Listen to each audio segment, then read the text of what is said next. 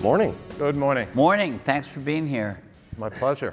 I'm glad the simulation allowed me to be here this morning. Yes, that's true. That's true. And if somehow you had tripped on your way out, we could have rebooted it, and it would have been all right. So we're going to talk obviously a lot about eBay and e-commerce, but what people may not know is that Devin, until about 5 years ago, was the CEO of Reuters. So he's in the media business, the news business. And for the people we have up here in the news business, we've been asking what we call the Peter Thiel question. And he actually, when I ran into him yesterday or the day before, said, "You got to ask me the Peter Thiel question." So, well, the question is, the press has always been subject to libel lawsuits and other kinds of constraints. But is it right for a billionaire to put large amounts of money secretly behind lawsuits, seemingly to settle a personal score, and to try to put a publication out of business? I'm going to answer the broader question, which is, I think I side with a free media and a free press. I think we've got to be very careful. It is a nuanced argument. There's always a pull and a tug, but something feels like it's different. All First Amendment rights aren't created equal. There's a strong public interest in a free press. And rich and powerful people have First Amendment rights too. But if you allow that to be unfettered, and what that causes is a real stifling of voices and a real concentration of media, which it might, we're not going to like the result of that. And that really goes back all the way to the Constitution. So I don't want to get into all of that, but we've got to be really careful that powerful voices don't knock down what I call divergent points of view. You know, this immediate kerfuffle, I don't like the media actor. I don't read what they do. I don't find it particularly valuable, but that's irrelevant. What's more relevant is that you shouldn't be allowed to drive media companies from expressing divergent points of view, and I think we've got to be really careful about that. Thanks. So, e-commerce right now, growing about 15% in the US, something like that. Amazon's US business, core retail, maybe double that. eBay right now, low single digit percent. 6%, yeah. Xing out foreign exchange. Yeah. And so what, do you get up to average e-commerce growth at some point? What's going on right now in the business that you're at this point? I think we'll grow faster, but I think the relevant metric for us, I don't think e-commerce is a relevant metric anymore. I think it's commerce. About 2 years ago, the line between digital commerce and physical commerce became almost meaningless. You know, if I go into a store and I scan something and I walk out and buy it online, which lots of people do, is that commerce or e-commerce? And if I look at something, if I buy something on eBay and pick it up in a store, is that commerce or e-commerce? That's the pie. It's huge. It's $17 trillion. And if I look at our growth, yeah, I want to grow faster. I'll get to what my priorities are in my first 10 months as CEO. And short-term growth right now is not my priority. My priority is fixing our core issues so that eBay is competitive for the next 20 years. So let's go there. What are your main core issues right now? Let me just start by explaining what our business is. I think everybody knows eBay, but they may not know what our business is today. This is continues to be one of the most successful businesses on the internet. eBay is 165 million active customers, shopping close to 1 billion items from over 20 million active sellers. If you look at the last, say, 12 months, our sales, what we call GMV, as you know, roughly 90 billion. So I think there's still a perception of eBay that it's small in its auctions and it's kind of long tail items. The reality is eBay is the world's most sophisticated and large product catalog. Everything in the world, just about, is sold on eBay. And it's different than what many competitors that you mentioned and many in the e-commerce space are. It's unique items, it's incredible deals. people shop eBay differently. We're not a utility player. They tend to shop eBay for their passions. If they're going out for fashion, if they are, that's what eBay is. So at one point, I knew for sure what eBay was, which was unique, authentic items you probably can't find in a lot of places. Yeah, and it still is. Over time, you've done more full price and working with big brands now. Yeah. And to me, that's confused me a bit, but what does it stand for today? So I still think it stands for incredible unique items and incredible deals, even on brands. So if you look at our product catalog, there's more choice, more conditions, and just more breadth than any other competitor. And that's the essence of what eBay is. You know, if you need a printer cartridge in an hour, you're probably not going to shop eBay. But if you're going to buy a phone, an iPhone 7 when it comes out for yourself, but your son's going to lose his phone, so you might buy the 6, or you might buy a manufacturer refurb, or you might buy a brand new phone that was unboxed. That's eBay. Every version across every SKU, and that's the essence of what we've been great at, and that's why we sell $90 billion worth of stuff a year. So it's very broad, but it's very deep, and that's the essence of what I need to do to make eBay great is to be less like others and not more. I think there's been a view that, well, you've got to be like Amazon. I don't have to be like Amazon. I don't have to be like anybody else. The world doesn't need an almost as good Amazon. The world needs a better eBay, and that's what they're going to get. So speaking of better eBay, can I go on eBay and use Apple Pay? You can't use Apple Pay today because you can use credit card or PayPal, but Whoa. That's not because. I mean, can I use Apple Pay? Can I use Android Pay? You can use Android Pay. We haven't integrated Apple Pay yet, and we probably will. You can use lots of different payment mechanisms, not just PayPal. It seems to me that, you know, when you split from PayPal, you split in a corporate legal sense, but you kept PayPal around. If you didn't know what had happened, you would think, okay, well, PayPal is still a big piece of this.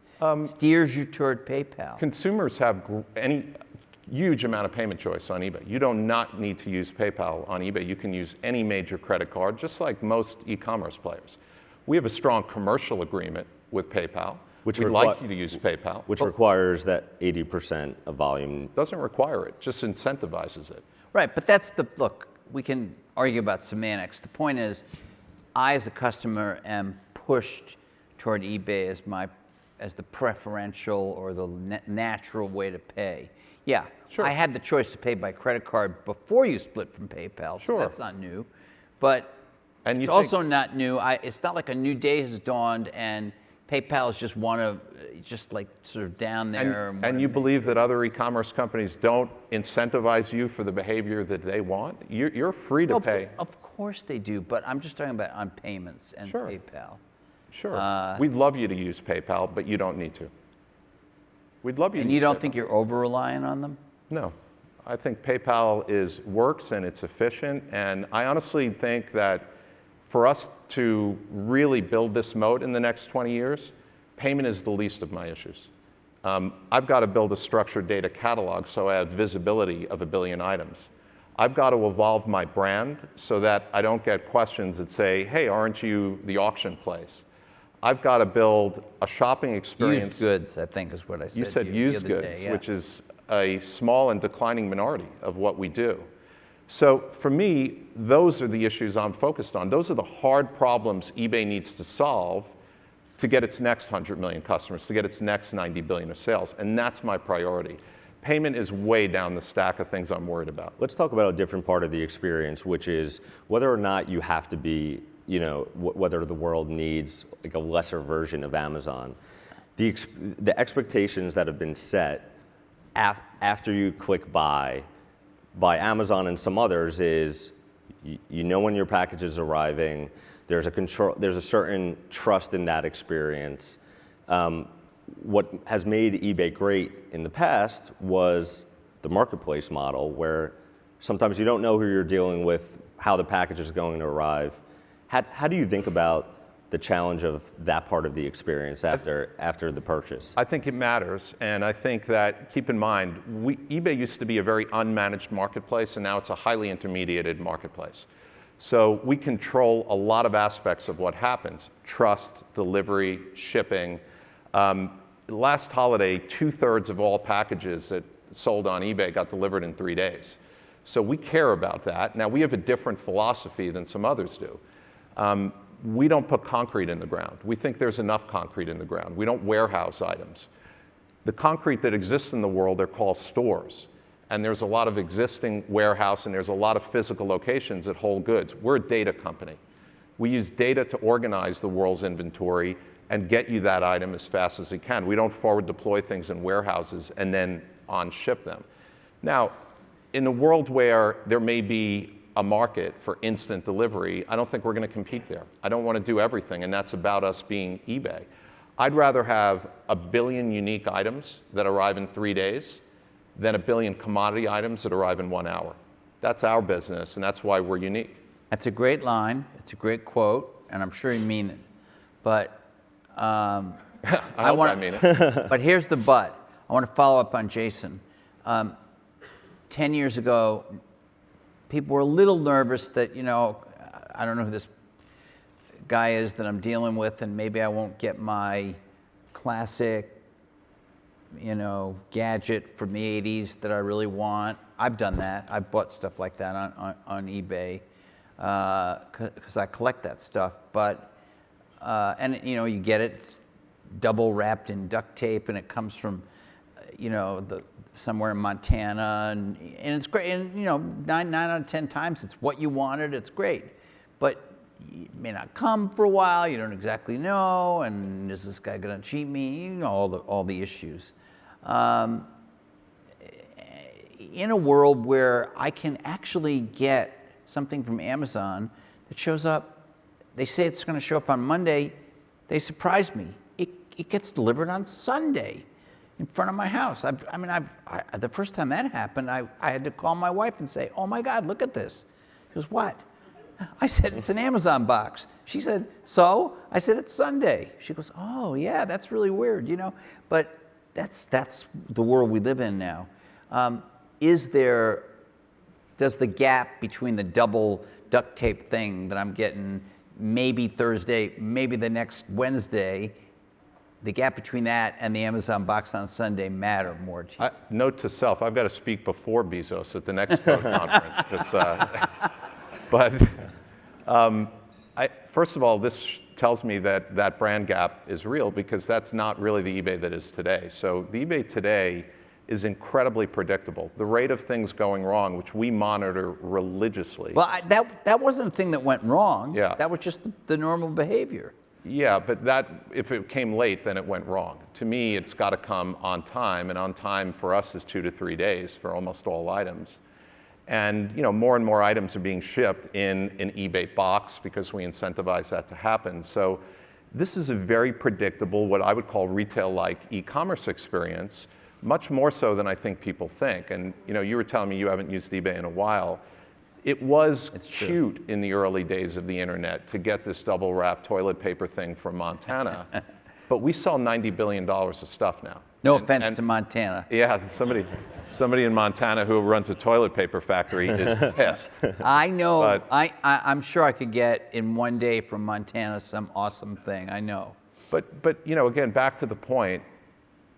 We sell $90 billion of stuff, and it's not tchotchkes and toilet paper. It is a very... No, but you talked about unique items. Sure. That is an advantage. Sure. It may be declining. It may not be the biggest part of your business, but sure. In some ways, it's still important. It's a distinguishing factor for you. It's still important, and I'd argue that if you are buying a printer cartridge and you need it now, that's one thing. Yeah. If you're buying the bumper on a 1947 Ford, you don't need it delivered in an hour. You need it delivered in a day or 2 days, and that's what we do. And I don't think there's going to be one company left in the world that people shop. Can I follow up and ask you about something we've asked a lot of our speakers here? It's kind of emerged as a big theme of the conference because it's emerging as a big theme in the tech world, and that's artificial intelligence. I know you just wrote something on it. You think about it. talk to me about where you think that is, where it's going, and particularly how it applies to eBay and maybe generally to commerce. It's really important to me, and I think it's important to our company. Predictive modeling is not new for e-commerce. For 10 years, we and all of our competitors have been trying to say, hey, people that bought this also bought this. But it was pretty crude, and it was based around inventory clustering. You know, we'd look at people that bought this, then other people look-alike models of what people bought. Something changed in the last year, and I think it's a combination of computing power, GPUs being brought online to model big data sets, and the sophistication of algorithms, which now, inventory clustering is only one factor. We're now looking at demographics and other data, and we're layering all of that on top of each other in very sophisticated predictive models. For a company like ours, What is the customer, what's the result to the customer of some of that work? Relevance. It's all about consumer relevance. Go on eBay. I want eBay to feel like it's mine. I want it to feel like it's my eBay. I don't want it to feel like it's your eBay. I want it to feel like you know me. You know whether I want a $7 scarf or a $70 scarf. You know whether I like blue or red. You know that you already know the car, so you know the bumper. It's very personal and not intrusive personal, seamless personal. And I actually think we are getting really close to that. And for us, we started working on this in a light way 10 years ago, but in the last year we've gotten really serious. And we're going to start deploying some things even later this year where it'll start to feel different. We can really, for us, I'd argue it's even more important than our competitors because of the breadth of our inventory. 1 billion items is an amazing advantage, and it can be a disadvantage because it can be overwhelming. It's been a challenge desktop, it's been a challenge on mobile. You've done some things, try to fix that with discovery. Some has worked, some not so much. It's you know, and as you know, that's why we're marching down building the world's biggest catalog, because we need to have visibility of that inventory. Because it tends to fall down to the bottom of a silo, right? I mean, or things just don't get seen. They just don't get surfaced. That's it. And search is a tool that has marginal diminishing returns when you've got that large a commerce inventory. I think AI gives us another tool in the toolbox. So how would this? So all right. So you have convinced me that I better start looking at eBay again. Thank God I came to this conference. Thank God. One customer at a time. And well, you know, I mean, eBay's, these people paid a lot for these tickets. I might have some spare cash. There you go. You know. Walt has some money. So here's the thing. Am I going to go there and expect that you'll pop something up? Maybe not the first time, but if I go, you know, a fair number of times, you'll start popping stuff up that I would not have searched for? So I'll tell you what you'll see today, and then what I hope you'd see a year from now. What you'll see today, which is our first experiments in this, is if you go on our homepage now and you're registered and we know anything about you. I've been registered a long time. Not PayPal, apparently, though. You'll start to see curation. The homepage of eBay is now curated. There's something called eBay Today. It's really interesting collections of items. We tell stories about those items. What you see won't be the same thing as Jason.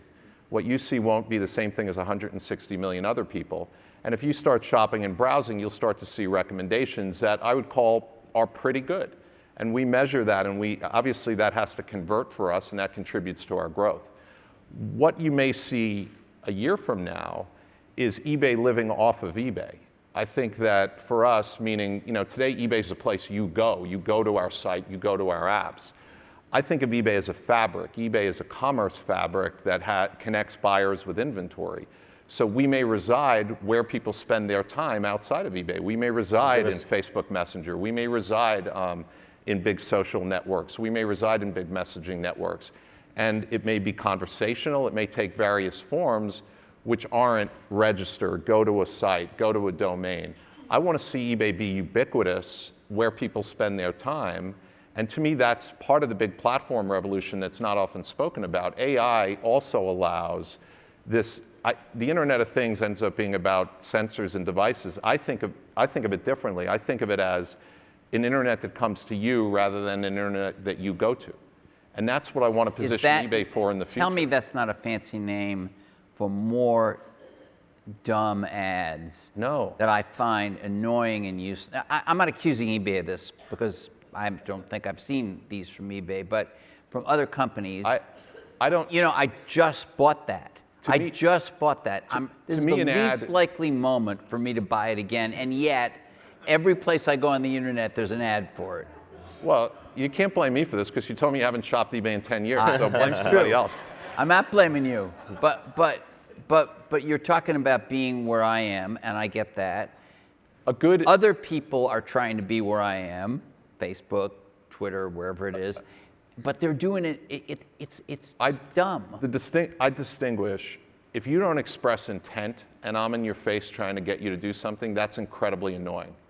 If I express intent, thank you. But if I express intent, right, then I'd love it for you to come to me rather than have me go to you. Right. And that's the vision of what I think AI will bring to various applications, and that's the way I want to position eBay in the future, which is, sure, there'll be an eBay destination forever, but I want to see eBay become a commerce fabric. I want to see it live outside of the core marketplace, and we're starting to make those positions right now. So I talk to a ton of startups in my job, and I'd say 1 out of every, I don't know, let's say 5 says, we're going to carve out a piece of eBay that they don't focus on, they've neglected. And so examples today, you'll see, you know, there's a host of online consignment, you know, used fashion sites. There are, in sort of the local world, there is the idea of local commerce, taking business from Craigslist, part of that's eBay.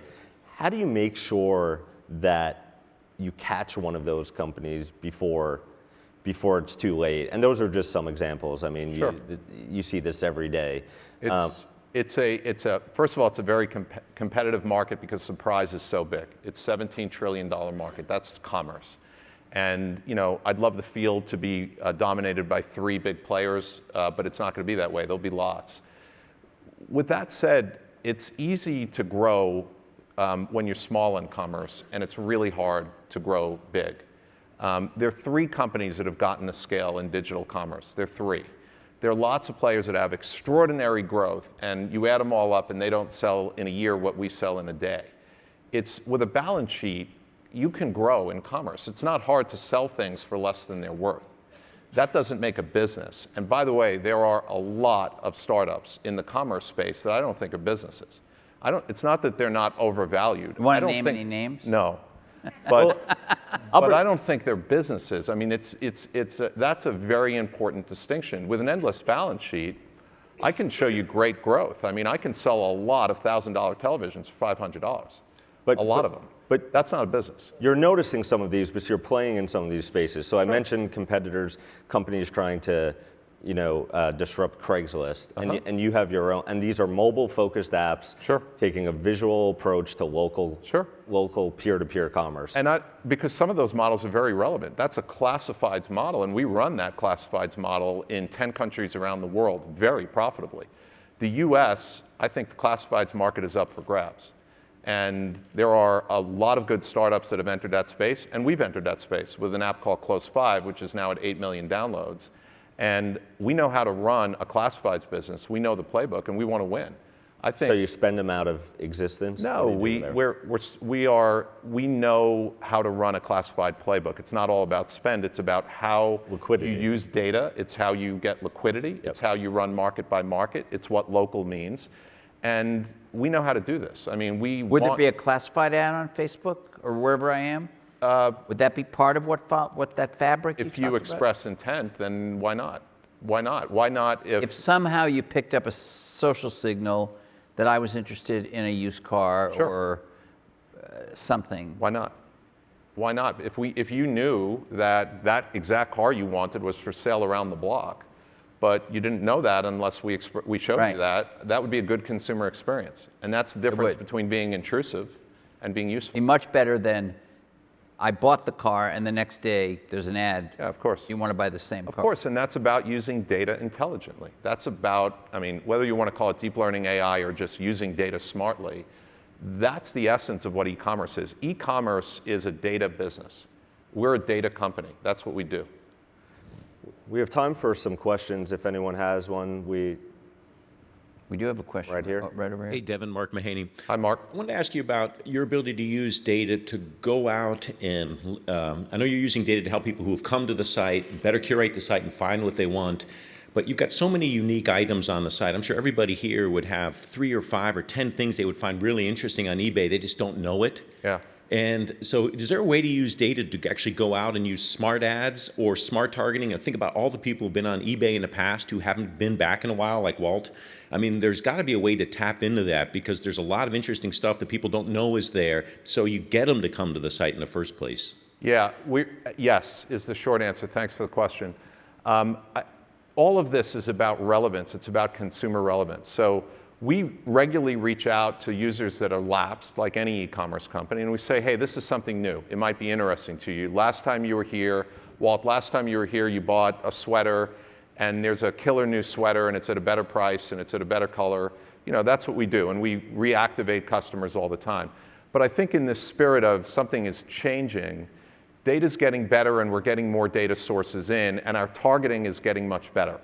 So if we have no idea who you are, if you've never been to eBay, most people in the world have, but if you've never been to eBay, that's where we have to have a very light touch outside of, that's where, you know, we don't spam, but we can be present in digital ads and other means outside of the marketplace.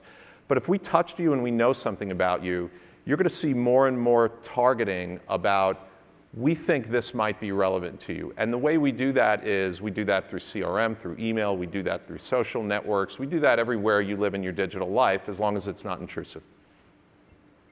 Okay. Another question? Yes. I have a question. Sorry. Devin, I have a question about StubHub. Where does that fit into the eBay family, and how does it contribute to the growth? And I mean, it's the largest secondary ticket marketplace, right? Now in the world, after we did an acquisition last week, yeah, StubHub was an acquisition that we did probably about 10 years ago, and it's been an incredibly successful business.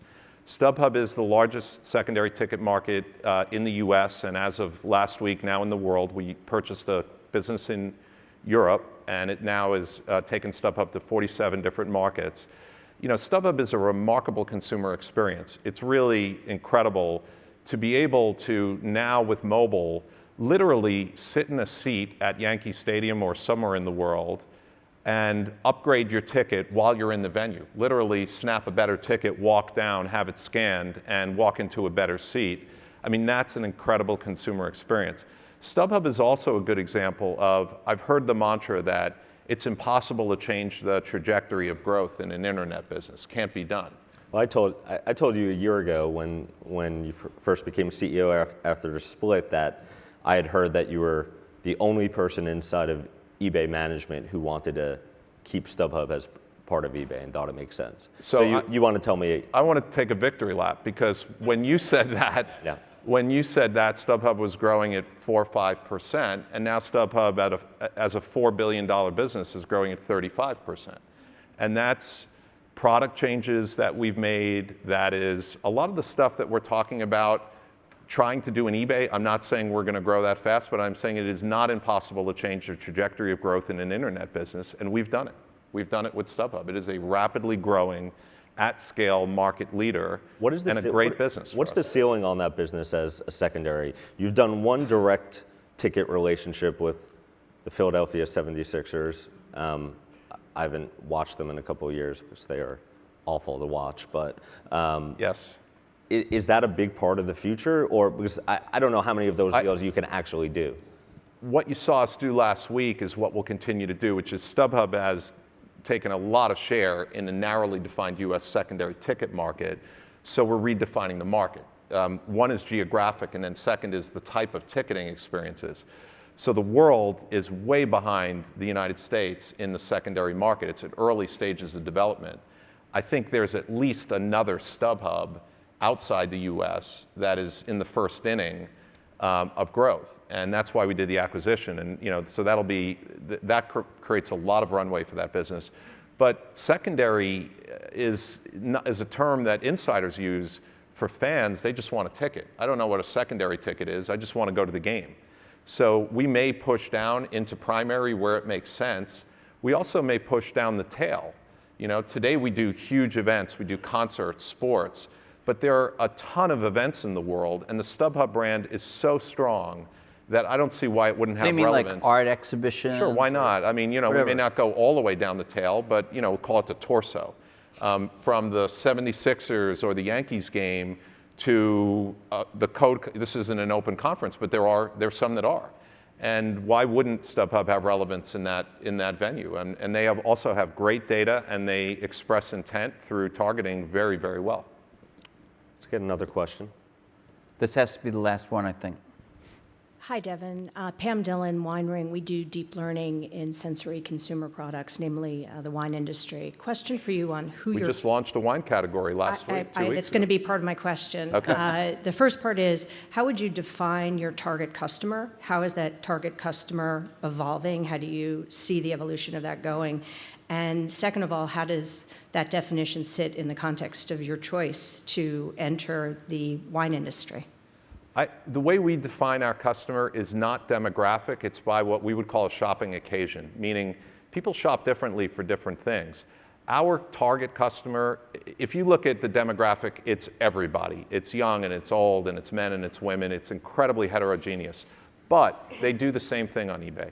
They treasure hunt and they self-express. They go to eBay because they're looking for an incredible deal, or they go to eBay because they want a unique item that they can't find somewhere else. And that's why we tend to over-index in emotional categories over functional categories. So that's our target customer. Our target customer is somebody who comes looking for something unique or comes looking for an incredible deal. It's the future Walt Mossberger.